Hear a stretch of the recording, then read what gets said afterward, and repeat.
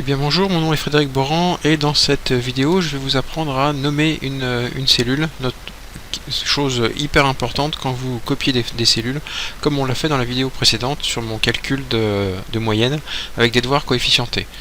Je vous rappelle qu'ici, ce qu'on avait fait, c'est qu'il a fallu en fait figer les cellules avec des dollars pour passer non pas sur des références relatives mais sur des références absolues. Alors ici, donc vous voyez que c'est un peu, si vous regardez la vidéo précédente, c'est un peu technique, c'est un peu pénible. Il y a une méthode un peu plus simple qui est le nommage de la cellule. Alors pour nommer une cellule, on va faire les deux cas, on va nommer les trois coefs qui sont là et on va nommer le total des coefficients qui est là. Première chose, on va commencer par le total des coefficients qui est là. On va aller ici, non pas dans accueil, dans insertion, mise en page, mais on va aller dans formule. Et dans formule, vous avez quelque chose ici qui s'appelle le gestionnaire de noms. Deux méthodes. Excel de 2016 vous permet de nommer directement à partir de la sélection. Bon, ça c'est quelque chose qui est propre à 2016 et puis aux dernières versions. Donc on va simplement partir sur définir un nom. Et si on clique sur définir un nom, il nous donne un nom par défaut, total coef. Bon, à la limite ça nous va bien. Il nous dit que le nom sera connu dans tout le classeur. Alors, on peut limiter le nommage à la feuille. Ça c'est vous qui voyez. En général, après non, il n'y a pas de règle générale. Bon, soit classeur, soit feuille, on va le laisser là.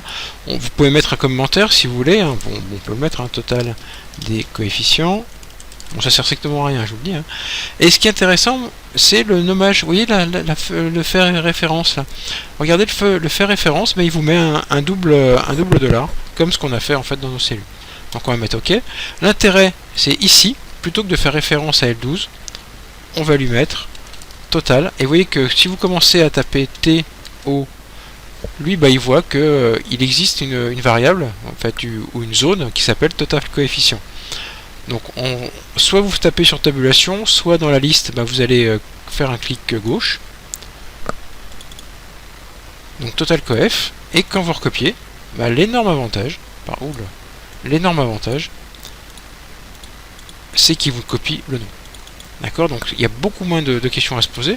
On va faire la même chose avec les coefs A, B et C, avec une petite variante, c'est qu'ici en fait, je vais aller là, dans ma zone qui est en haut à gauche, où là il y a marqué F13, et vous voyez qu'il y a marqué zone de nom qui apparaît. Donc ça je vais l'appeler coef A. Je vais venir là, je vais l'appeler coef B, et je vais venir coef B, et je vais venir là, et je vais l'appeler coef C. Et dans ma formule, qui est là, plutôt que de mettre F13 comme ça, je vais mettre coef A,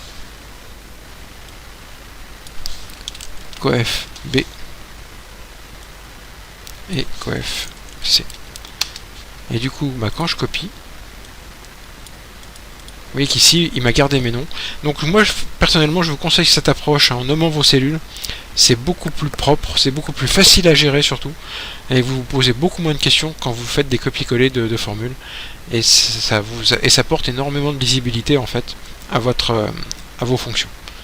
Voilà, je vous laisse vous abonner à ma chaîne en cliquant sur le logo. Et je vous retrouve dans une prochaine vidéo. Merci.